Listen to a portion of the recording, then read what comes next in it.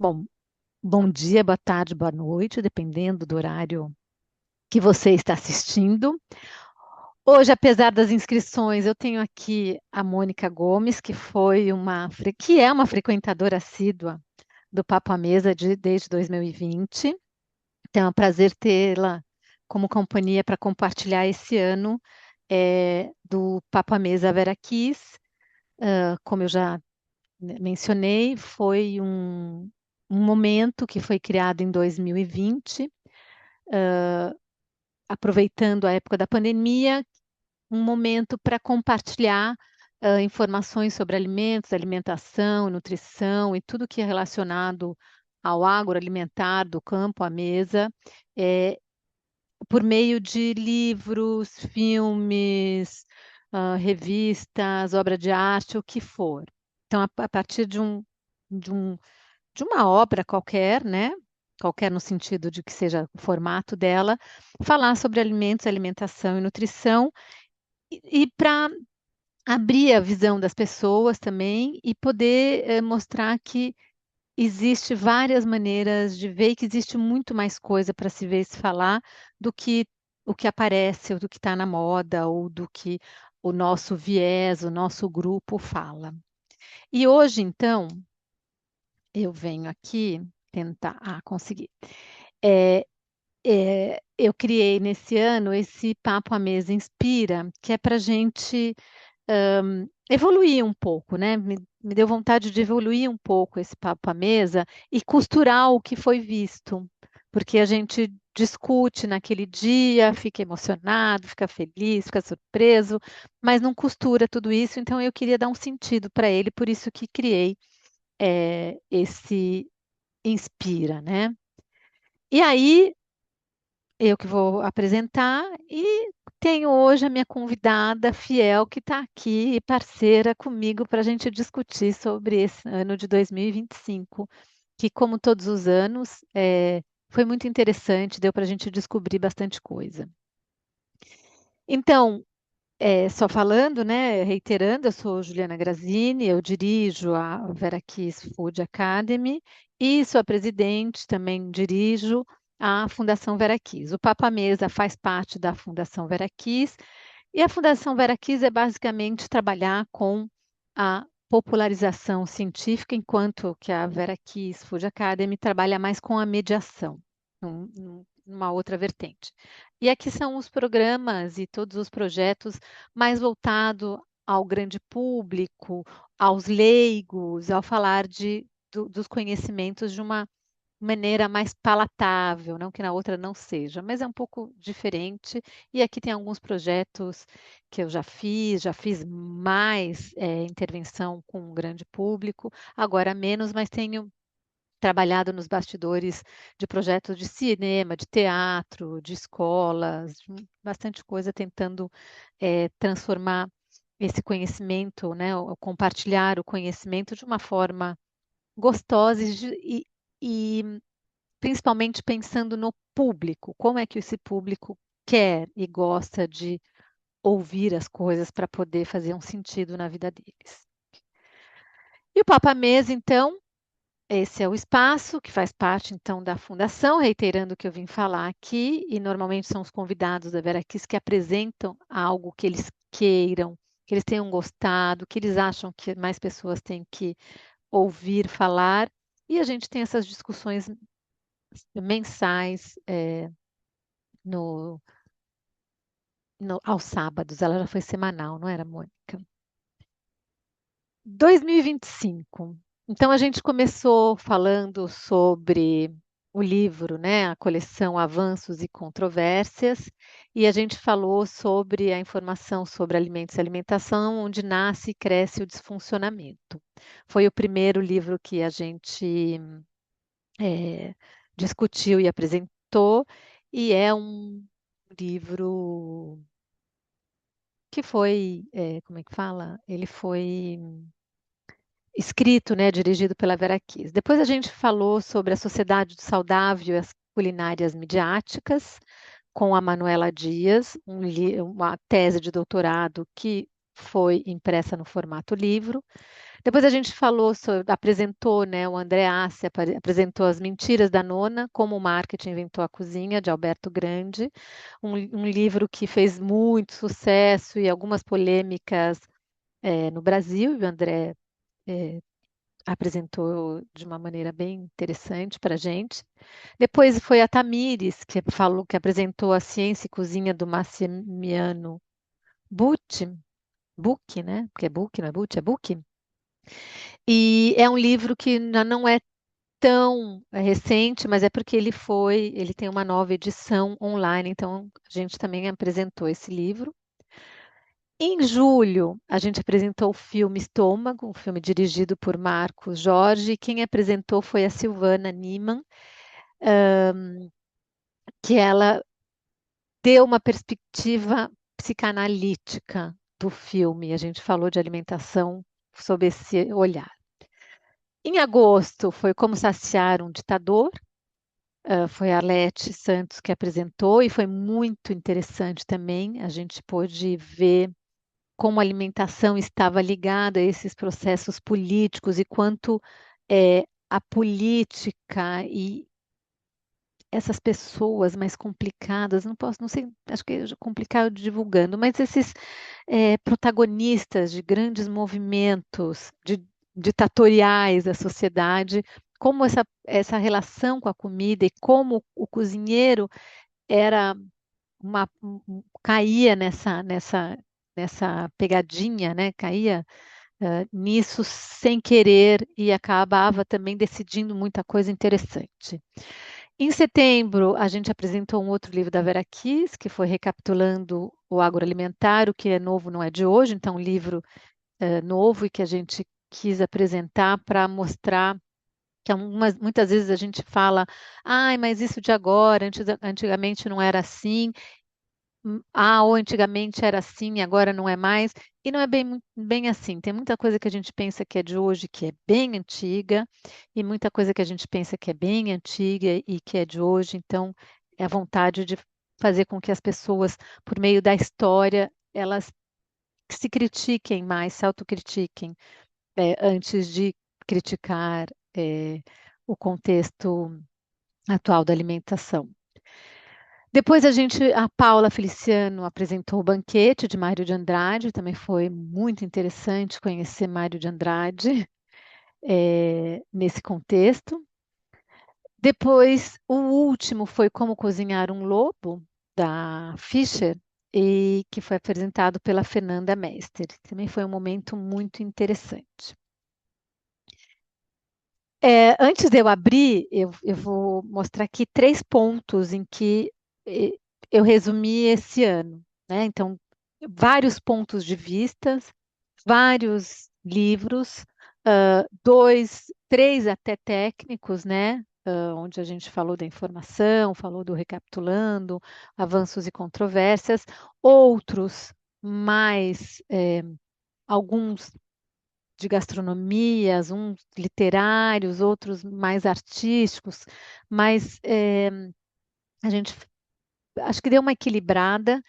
E aí o que ficou, né, a primeira discussão, primeiro insight, ou primeira inspiração é o quanto a informação, quanto a gente se perde e quanto tem de informação e que é um labirinto e que a gente pode cada um ir parar num canto e da sua maneira, né? E que a gente tem que tentar talvez ser um drone nesse mundo, porque a gente pode acabar se perdendo, né? E aí a pergunta que fica: alimentação alimenta ou adoece? Eu, como já dei, né, já dei uma dica logo na minha introdução, eu acho que essa alimentação, essa informação, ela pode alimentar como quando a gente faz um regime adequado, quando a gente oferece de forma adequada aquilo que a pessoa está precisando, está querendo, mais ou menos quando a gente fala, né, de dar informação para a criança quando ela está madura, quando ela quer e da maneira que ela quer. Então, acho que ela pode alimentar. Ou ela pode adoecer quando é um fenômeno de moda, quando é um fenômeno de cacofônico, quando é um fenômeno de tem que saber como é, por vezes, as informações técnicas, as informações no âmbito da saúde pública, que são informações que vêm verticalmente, nem sempre há uma demanda por isso. Então, ela pode alimentar ou adoecer dependendo do contexto e da forma como ela é passada e do motivo. A gente viu então, né, a gente revisitou e a gente falou a natureza do desfuncionamento na informação alimentar. A gente falou do papel da mídia e das redes sociais que podem criar e amplificar as controvérsias, mas é uma pena que elas não tratam dessas controvérsias, elas não, é, não seria como falar de pontos controversos sem realmente discuti-los e sem mostrar que isso é normal, porque não existe uma linearidade nem na vida, nem na biologia, nem no conhecimento, nem na própria condição terrestre. Então, fica essa questão de que essas controvérsias, elas são amplificadas não num sentido de esclarecimento, mas num sentido de causar mais desconfiança, né? Quando ela é tratada como controvérsia ou não, ou o que não é sempre o caso, ela é realmente, na maioria das vezes, a gente tenta tratar uma controvérsia como um erro, como uma falta, como se houvesse uma verdade. E aí a gente também falou dessa necessidade urgente de alfabetização crítica para separar o ruído da ciência.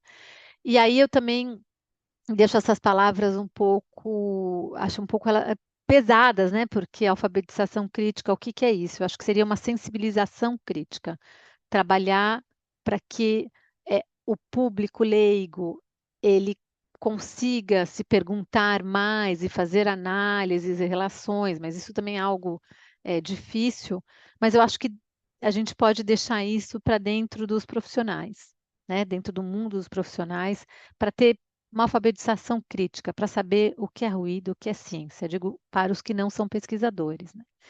Porque um profissional técnico nem sempre é pesquisador e ele recebe a informação divulgada, popularizada, aquilo que sai de um laboratório.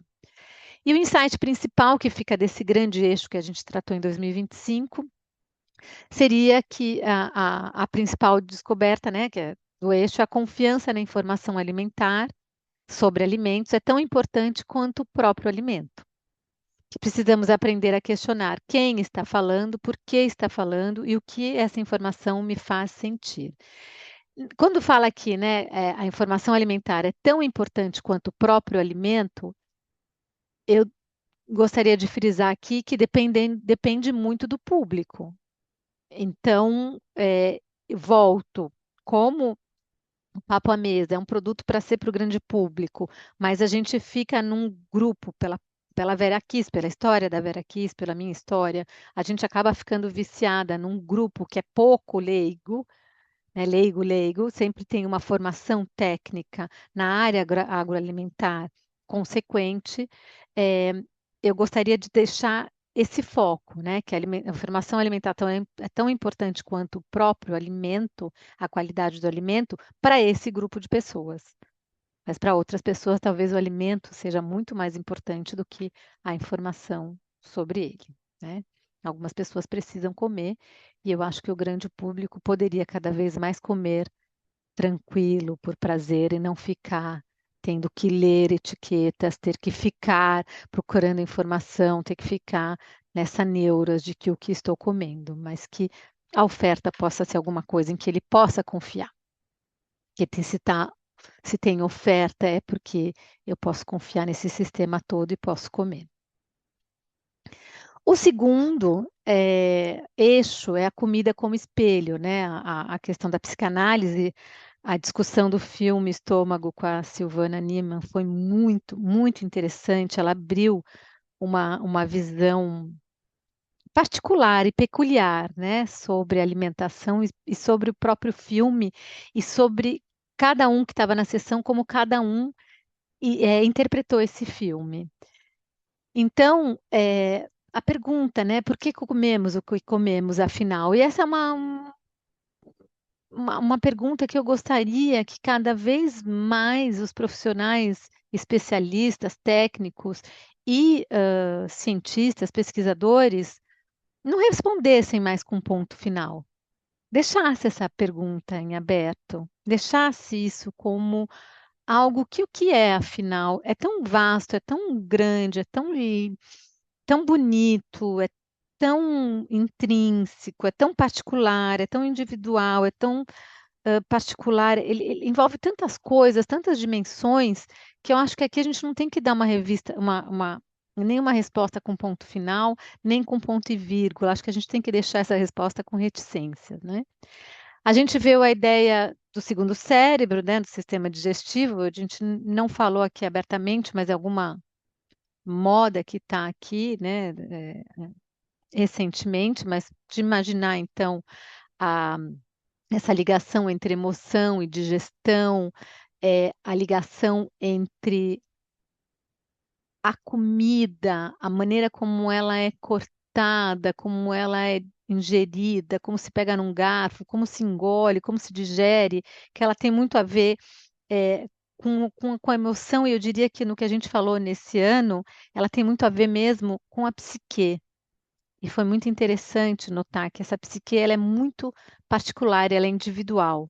É algo que a gente tem que tomar mais noção, e aí diria aos profissionais que estão mais na ponta, né, dessa cadeia, que são os médicos, nutricionistas, enfermeiros, de que tem que ser algo que seja realmente muito individualizado, porque é, entra tanta coisa em, em conta nisso, e cada ser humano ele é tão particular que não dá para fazer um guidelines, né? Quem me segue sabe que eu não gosto desse guidelines, a não ser numa situação de saúde pública. Mas quando se trata de paciente, não tem que ter guidelines, tem que ser uma relação como é na psicoterapia, né? Do próprio paciente. Ele é que vai definindo esse caminho conforme ele pode, do jeito que ele pode. Depois, o alimento como reflexo de sobrevivência, desejo e pertencimento, que a gente também falou. E agora a gente tem visto é, que essas modas que sempre tiveram, mas parece que está tudo muito mais latente, tudo mais forte, tudo mais polarizado, como é outra palavra da moda, a gente tem visto, né, cada vez mais claro essa diferença, essa questão muito forte do pertencimento, como sou eu, quem sou eu, que grupo eu pertenço porque é o que eu como eu como, eu mostro com quem eu pertenço. A questão do desejo e muito a sobrevivência. A gente falou pouco disso, né? Mas eu acho que faltou também aqui um pouco de saúde pública. A gente tem que lembrar que a gente está muito nesse contexto dos profissionais, muito intelectualizado, falando de sociedade, desejo, psique, mas a gente tem que voltar também a lembrar que tem muita gente que come para sobreviver, né? Então, ainda existe isso, a gente não pode esquecer, e é muito importante, porque os profissionais formados em nutrição, muito da existência dessa profissão vem disso, né? Da parte hospitalar e também dessa parte de saúde pública que a gente não pode deixar de pensar. Então, o insight principal é que a grande virada é entender que a nossa relação com um prato é um espelho da nossa vida emocional. Nossas escolhas, por vezes, são mecanismos de sobrevivência ou de busca por acolhimento. Isso nos convida a mais gentileza e menos julgamento em relação ao comer. Aqui o menos julgamento, eu gostaria também de lembrar, né?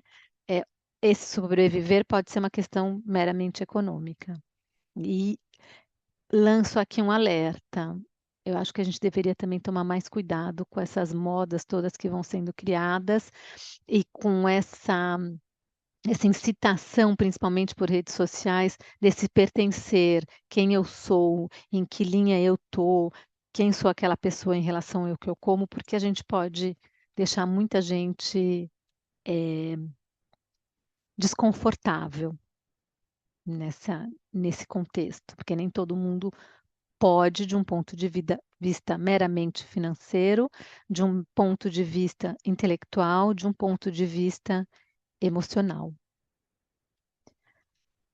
E aí, o grande insight, né, que perpassou o ano todo é que a interdisciplinaridade é inegociável, e eu concordo enquanto profissional Juliana, enquanto diretora da Vera Kiss Food Academy e enquanto presidente da Fundação Vera Kiss, porque esse é um ponto que a gente tem trabalhado e que eu trabalho e que eu percebi desde 1991, quando eu estava no meu primeiro estágio na faculdade de nutrição, e que eu tive a grande oportunidade de trabalhar com equipes interdisciplinares e de um modo, né, multidisciplinar e interdisciplinar, porque não é só ter muitos profissionais que atuam, cada um e o paciente ou o público fica perdido, mas é esta troca. Ela é muito importante e é uma das razões, ah, é, é um dos meus embates, né? Dos meus objetivos é que as pessoas que trabalham nesse meio, elas se ouçam. Então é algo que é inegociável, tem que ter essa interdisciplinaridade e tem que haver essa troca, essa discussão, porque não há só uma visão, né? Como a gente falei anteriormente, a alimentação tem muitos motivos para se comer e tem muitos determinantes disso. Então tem que ser interdisciplinar. A alimentação não cabe em uma única caixinha, repetindo o que eu acabei de falar, né?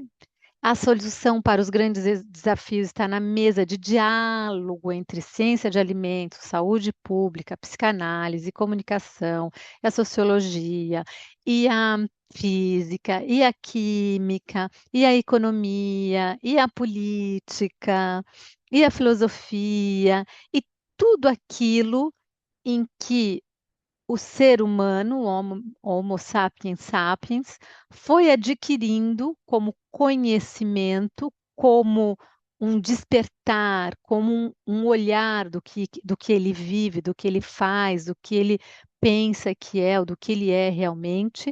Então, a integração disso tudo para poder falar de algo que é tão complexo ao mesmo tempo que é inerente à sobrevivência, à existência humana, e principalmente algo que a gente tem esquecido, que é o, o estar conectado à natureza. Porque tirando a respiração e a alimentação, é a única maneira que o homem se conecta diretamente com a natureza, a não ser que ele consiga, né, ter outros contatos, mas a gente quase não tem mais contato, né? A gente não tem um grito humano para alertar que tem o vento chegando forte, que vai ter uma enchente, vai ter um vendaval. A gente perdeu muito da nossa relação, a gente não integra a natureza a 100%. A gente está sempre bloqueado na nossa roupa que nos protege, do nosso vidro que não deixa entrar o calor, no carro que faz não pisar no chão, no sapato que protege o pé. Então, a alimentação é algo também que a repensar, que ela conecta o ser humano à essência dele, né? Que é a natureza. Eu acho interessante. Deixo aqui, então, o link do Vera Kiss, da Papa Mesa, para quem estiver assistindo. Já já vai aparecer a próxima agenda, mas para quem estiver assistindo, poder vir participar o ano que vem.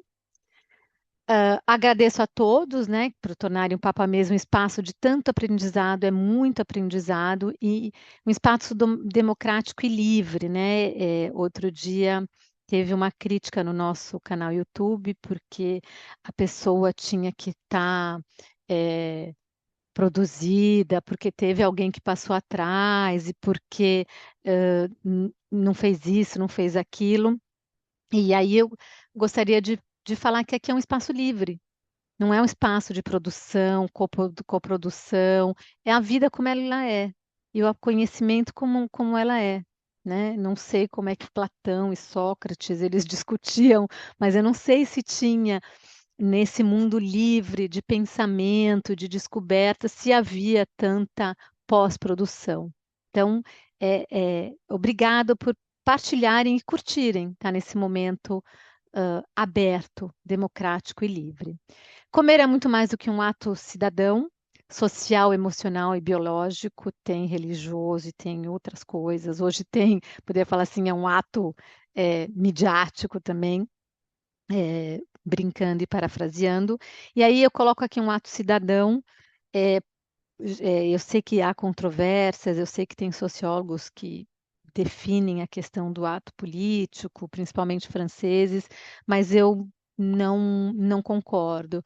Para mim, política é uma coisa e cidadania é outra. E se a gente quer mudar alguma coisa, é sendo cidadão. Político são algumas pessoas que se enveredam nesse caminho. Então, deixo aqui mais uma vez que para mim é um ato cidadão e se a gente entender dentro de um processo democrático, se ele existe realmente como tal, a gente tem que imaginar que é pelos nossos atos de cidadão, é, pelo nosso ato cidadão, pela maneira como qual a gente age enquanto cidadão, que a gente vai conseguir formar uma massa de opinião, né, para chegar à política. A nossa missão, né, continua a ser pensar a comida além do prato, com mais criticidade. Criticidade não quer dizer negativismo, mas com mais pensamento, em tentar olhar aquele buraquinho, aquela luzinha, aquela parte escura, a crítica no sentido de questionamento, mais questionamento, e com mais humanidade. E eu espero que as reflexões de 2025 inspirem quem assistiu, quem vai assistir, a ter um 2026. Eu tenho certeza de quem que passou por aqui ou assistiu depois vai ter um 2026 mais nutritivo em ideias e em questionamentos.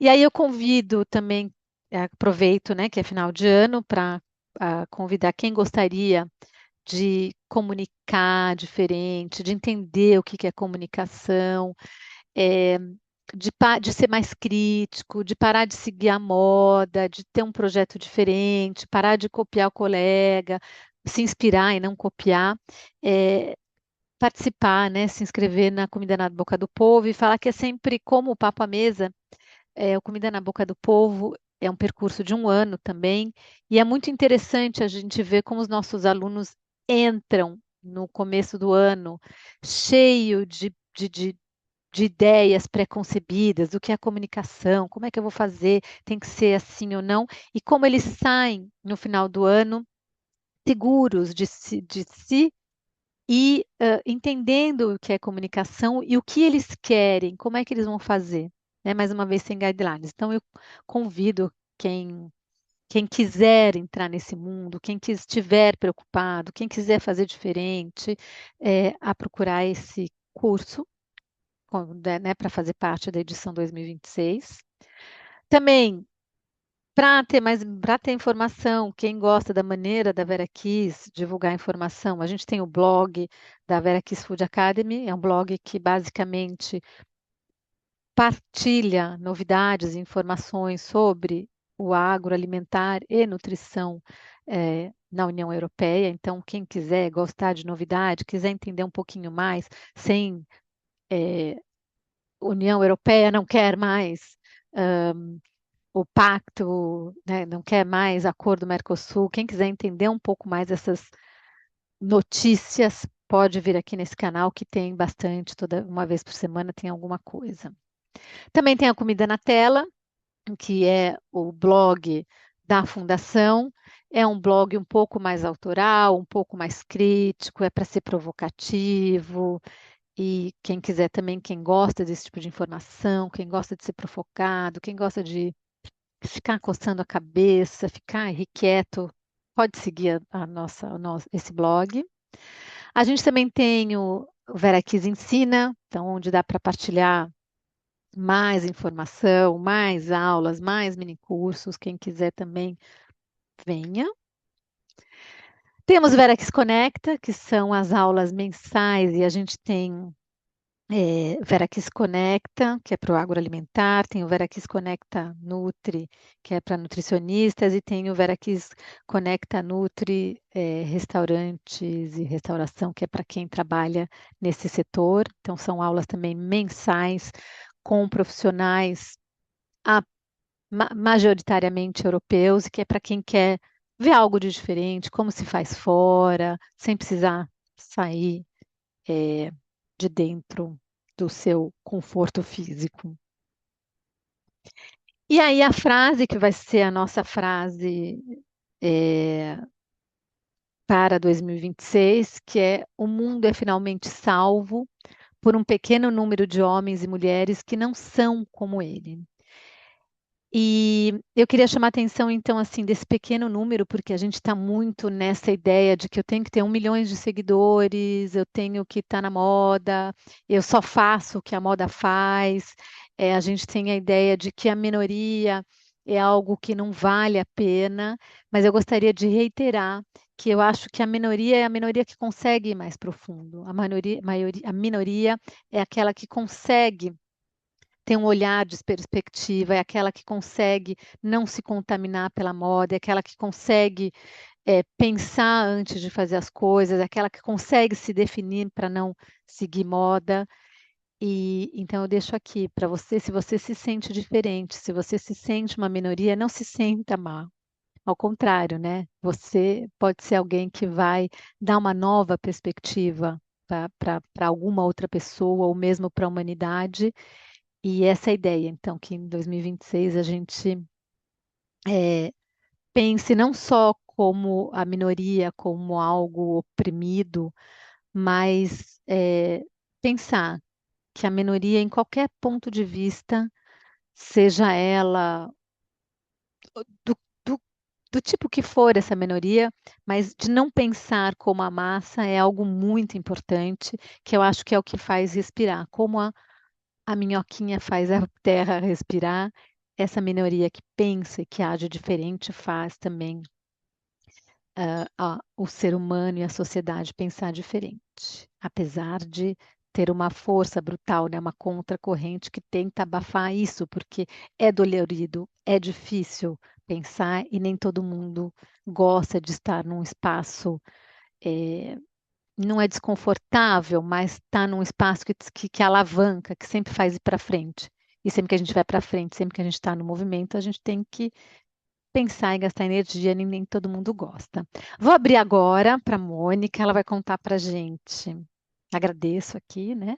Mais uma vez, Mônica, contar é, quais que você gostou, vamos bater o papo, o que ficou para você, o que não ficou, e pensando, agora a gente pode fazer alguma coisa mais formal desse 2025.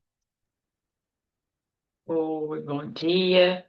Eu estava aqui, quando você vai falando de cada um, eu me lembrando, né, o que cada um trouxe uma coisa e acho que o papel do Papa mesmo, né, de trazer reflexões de outras áreas para a questão do alimento é muito interessante, e por isso que eu assisto desde 2020, para trazer esse olhar mesmo, assim. E teve alguns que realmente me chamaram a atenção no sentido que ficaram, né? Então, de vez em quando eu lembro, eita, mas não é dessa forma, a gente pode olhar desse outro jeito. Então, o recapitulando mesmo, como eu acompanhava, né, as postagens do recapitulando, eu acho muito interessante porque, dependendo da época que você se formou, tem coisas que a gente não são mais resgatadas, a gente quer sempre se atualizar. Mas é sempre bom a gente saber, né, como foi que isso tudo começou. E a maioria das coisas em relação à alimentação é sempre em torno do contexto social da época, em termos da economia. Então, muitos desses produtos que nós temos hoje na prateleira surgiram de algum contexto social econômico que tinha, que foi necessário para ajudar a população a não passar fome, para ajudar a população a se livrar de alguma doença que estava, né, uma epidemia. Então, o recapitulando é muito bom, foi muito bom por isso, assim, eita, isso, poxa, sabe, dá aquela, você começa a ter um olhar crítico do outro lado, pera, mas isso aqui a gente pode atualizar no contexto hoje, considerando o contexto de agora, tá, e como é que eu vou usar esse produto que naquela época foi criado para isso e hoje, tá, e aí acaba que depois que eu fiz essa reflexão no recapitulando, teve os outros em sequência tiveram também muito esse contexto social. E aí eu fiquei encantada. As pessoas têm que parar de. A gente precisa comer para se manter vivo, mas a todo momento a gente é influenciado pelo contexto que nos cerca, né? A alimentação, as pessoas acham que uma coisa dissociada disso, é só eu, mas você não faz essa escolha sozinho, né? Você sempre é influenciado por aquilo que está no contexto. E aí, é, o banquete, né, que traz um pouco dessa história de como era criar aqueles cardápios. Como saciar um ditador e como cozinhar com o lobo, trouxeram muito isso. Na época, como era essa questão da comida em relação ao contexto social. E as escolhas que eram feitas baseadas, né, naquele contexto. Teve aquela frase do como saciar um ditador, né? Que o cozinheiro, ele tinha... Assistam, gente, assistam. Só assistam esse Fafamesa e leiam o livro. Que o poder, o quanto o cozinheiro era vigiado por conta do poder que ele tinha de fazer a comida. E muitas vezes a gente esquece disso, né? Não é questão de você reconhecer o poder, mas assim, o quanto você pode beneficiar ou prejudicar o outro na hora que você prepara a comida. Então, quais os cuidados que eu vou ter, né? A relação de confiança que tem em quem faz a comida, em quem serve a comida. Então, é uma relação ali que é além do fisiológico, da necessidade de você comer. Eu achei que esses livros trouxeram isso, assim, essa reflexão o contexto, a gente falou muito do contexto da época, né, como era a sociedade, mas se você for resgatar assim, dentro do que a gente está hoje, eu acho que é essa reflexão, a questão da confiança no outro, como o alimento, ele é sempre colocado numa forma para além do fisiológico, né? Ele não é só fisiológico, ele é influenciado e as nossas escolhas são influenciadas por outras coisas. E aí, até que ponto a gente vai permitir também, né? Você Uhum, como consumidor, até que ponto você vai reconhecer o seu fisiológico, a sua necessidade de estar nesse mundo, mas também permitir o quanto o outro ou o seu contexto social vai também, né, influenciar. Que não é só deixar. E aí a gente tem o contexto como você falou, de saúde pública, né? As doenças diferentes daquela época, que foi citado em alguns livros, que as doenças são outras. Mas se você... Tudo foi influenciado. Lá na época foi criado para resolver uma coisa, e hoje a gente só fez reproduzir. E como é que está hoje esse contexto? uhum, Esses papéis assim trouxeram muito esse boom para mim dessa reflexão uhum. do alimento no contexto. Você estava falando do contexto, né, do hoje, aí ficou, algumas coisas ficaram aqui, né, assim, daqui a 50 anos, o que que a gente vai falar de hoje, né? E é interessante duas coisas, né? É que a gente, enquanto sociedade, né, enquanto espécie, a gente esquece do que a gente viveu, apesar da gente ter tudo para ter memória, a gente esquece e a gente acaba pensando que o nosso é sempre melhor, que a gente sempre tem razão. E eu chamo muita atenção aqui porque fui pesquisadora, estou muito ligada à pesquisa, à ciência, e pelo fato de estar de fora e por ter saído por essas razões, eu vejo também que a própria ciência quer ter verdades, quer ter razão, ela entra nessa rigidez, e seria um, deveria ser um lugar de respiro. Então, da mesma maneira que a gente acaba querendo normatizar e ter uma resposta só para o tipo de alimento, para a maneira de se alimentar, quanto, como, onde, que temperatura, a gente também quer normatizar esses resultados e essas visões eh, acadêmicas, científicas. O acadêmico nem sempre, porque o acadêmico ele tem que ensinar, então talvez tenha que estruturar, né? Mas a pesquisa, como ela tem se tornado opressora, opressiva, e é uma pena, porque quando você fala, né, que a gente pensar nesses contextos todos, em que contexto a gente está hoje, como é que a gente está, se questionar. Então, eu sinto muita falta dos pesquisadores se auto-questionarem, questionar a sua a sua pesquisa, questionar o seu resultado, né? E não fica em apoiar o seu resultado, em defender o seu resultado, enquanto um resultado nunca deveria ser defendido, ele deveria ser questionado em todos os momentos. Então, me veio isso do que você falou, e me veio a questão, né, do como se há um ditador, é, que ficou. Porque aí eu fico pensando nesses paradoxos, né? Ao mesmo tempo que aqueles cozinheiros eram pegados no susto e não tinham como não dizer não, não quero, vou ter que ser. Como eles acabavam usando a inteligência emocional para sobreviver àquele momento que não era fácil. Para quem não assistiu a sessão ou não vai ler o livro, não sei. é, Alguns têm que estar escondidos até hoje, porque ninguém sabe que eles foram postos naquele contexto sem querer. Então, eles estão escondidos até hoje. é, e como eles tiveram que ser astutos para sobreviver, e como alguns conseguiram até melhorar a questão da ditadura, deixar algo mais leve, justamente porque o ditador era alimentado de uma maneira mais emocional, né? Outros que cuidavam do diabetes, que cuidavam, assumiam aquele papel mais Sim. emocional naquele contexto. Aquilo foi muito interessante da gente ver e pensar. Aí a gente vem o paradoxo, né? Dessa importância da mãe, do soldadinho. Minha avó cortava o pão e fazia soldadinho com manteiga, então o soldadinho que vinha. Tá vendo? Soldadinho, se a gente fala hoje, comer pão em soldadinho já pode Hum. cair mal, né? Como a gente fumava o cigarrinho pan. Hoje, se uma criança fuma um cigarrinho pan, o contexto muda muito, né? Então não tem certo ou errado, tem muito caminho da sociedade. E eu estava falando disso. E aí vem um outro paradoxo, que é o superpoder dos gastrônomos, dos chefes, do guia Michelin, do Goemio, que aí leva para um outro lugar e que a gente deixa de ser humanizado, de usar com mais delicadeza e feminilidade no sentido de yin e yang das forças, né?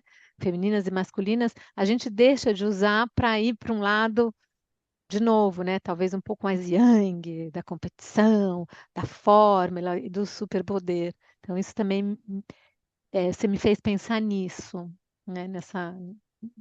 Nesse paradoxo de como a gente acaba indo sempre para se perdendo.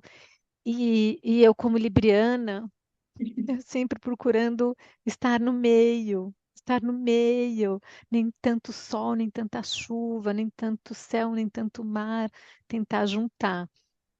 Isso é bem interessante. Você quer falar mais alguma coisa? E aí acho que traz esse, como você falou, da questão de ser crítico sem criticar, né? Você ser crítico sem diminuir aquele conhecimento, sem diminuir aquilo. Acho essas reflexões a gente precisa ter o tempo todo com esse olhar crítico, mas não é dizer que tem que tá certo ou que está errado, né? Acho que a alimentação tem muito disso. E aí, como você falou, contextos, né? Do lado tem a gastronomia, do outro tem a história, né? Então, acho que esse ponto de eu ter o olhar crítico sobre o assunto, mas não de polarizar, nem ter o certo, nem ter o errado, mas eu apenas poder entender o que estava ali. Eu queria só te contar uma coisa que é interessante também para falar como esse crítico, né? E como ele é galopante. Eu não sei se em algumas pessoas, em algumas sociedades ou na atualidade. Eu não sei em que contexto isso é. Não é que é galopante, ele é quase que automático. Então a gente estava numa sessão e tinham pessoas do Nordeste. E eu perguntei de onde as pessoas eram e falaram, sei lá, de onde eu sou. Sei lá, Geraldo Silva. O que que é Geraldo Silva? E aí as pessoas riram da minha cara. Por quê? Para quem está naquele contexto, naquele estado, Geraldo Silva, não é essa palavra, tá? Não é essa cidade. É como se eu falar Pirassununga para alguém de São Paulo. Como que você não conhece Pirassununga? E eu não conheço. Então, para ver como é que essa parte sempre do eu acho que é um pouco que a gente tem, que é natural também, né? Que é um instinto de sobrevivência da gente ser um pouco egocêntrico. Mas talvez, pensando aqui com você agora, né? Essa questão da contextualização. Hoje em dia a gente fala com pessoas do mundo inteiro, mas o mundo inteiro não conhece o mundo inteiro, né? Então, quando eu E falar, você não conhece Sampri? Como? como? Né? Mas é o meu contexto. Sampri é a minha cidade vizinha, a sua é Geraldo não sei das quantas. Então, falta um pouco. E eu acho que em todo sentido, quando você também do que você fala de outra maneira, esse contexto, em que contexto a gente está, né? Uhum. Então, é interessante. Eu achei engraçado, porque eu fui humilhada, porque eu não sabia onde que era uma cidade na Bahia. Gente, mas Bahia, desculpa, eu conheço ah, Salvador, Ilhéus, e poucas coisas, né? Como do teu estado, Pernambuco, eu também conheço poucas coisas. E você do meu, você conhece também poucas. Então, é isso que Uhum. você falou, né? Do ser crítico sem criticar, se questionar, Se questionar. né? Isso. E É ser isso. é, humilde nesse sentido, de entender que por mais que para mim seja óbvio, o outro não seja. As pessoas não estão de sacanagem todo dia. Isso, Né? é Ninguém tá de verdade. sacanagem todo dia. Acho que a gente ia ficar. Mas, enfim, mas então, final de ano, Mônica, a gente fica. Hoje é dia de São Nicolau, que é o verdadeiro Papai Noel, que veste verde, não Uhum. vermelho. É, a gente acaba ficando mais emotivo e a gente quer mudar o mundo. Só que aí vai chegar dia 15 de janeiro, 20 de janeiro, a gente vai voltar para a realidade e ver que a gente está fazendo o nosso trabalhinho, nem de formiguinha, nosso trabalhinho de mitocôndria, de tão pequenininho que é nosso trabalhinho. Mas o importante é a gente continuar fazendo nosso trabalhinho. Exato, continuar. Isso mesmo. Mônica, obrigada pela parceria. Vamos deixar aqui também aproveitar quem assistir, que a Mônica tem ela que cuida do Conecta Nutri. O ano que vem vai ter Conecta Nutri só para profissionais que produzem refeições e alimentos. E um Conecta Nutri para quem quer atuar na Europa. Vai ter um aqui, um especial com tutoria e tudo. Então, fiquem de olho, sigam, curtam, venham, se interessam, tenham curiosidade e vem talvez, como eu falei, né, ser dos poucos que fazem diferença justamente porque não são, não tão fora disso. Não lembro mais a frase tão bonita que eu escrevi não, que eu copiei. Então tá, Mônica, obrigada. Desejo para você um Fique. bom final de ano e até 2026 no Papo à Mesa. Até. Tchau. Tchau.